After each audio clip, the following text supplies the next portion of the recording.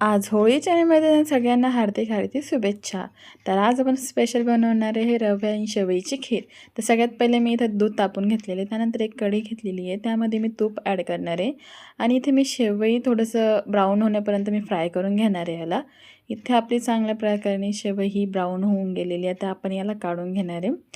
तर ही काढल्यानंतर त्याच पातेल्यामध्ये आपण रवा घेणार आहे. 1 वाटीपर्यंत एवढा मी रवा घेतलेले आहे, ते पण मी याच्यात फ्राय करून घेणार आहे. तर इथे मी फोनाच्या नादामध्ये माझा हा रवा तर जळूनच गेला होता थोडंसं.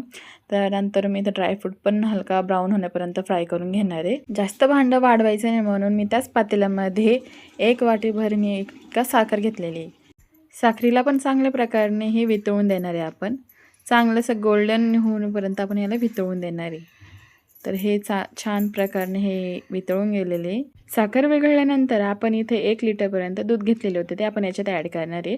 थोडं थोडं करून याच्यात आपण ॲड करायचं. एक सोबत टाकलं तर पूर्ण दूध वरती येऊन जाईल, म्हणून आपल्याला थोडं थोडं करून याच्यामध्ये दूध ॲड करायचं आहे. त्यानंतर दूधला चांगल्या प्रकारे उकळ आल्यानंतर मी 2 चम्मच इतका मी याच्यामध्ये तूप टाकणार आहे.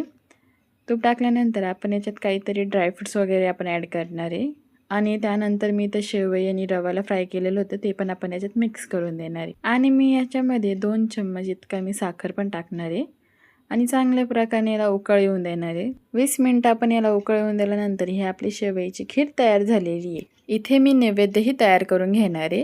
तर इथे नैवेद्यही रेडी झालेली आहे गाईस. तर आजची रेसिपी कशी वाटली मला कमेंटमध्ये सांगा आणि लाईक आणि फॉलो आणि शेअर करायला विसरू नका आणि सगळ्या माझ्या इन्स्टा फॅमिलीला हॅपी होली.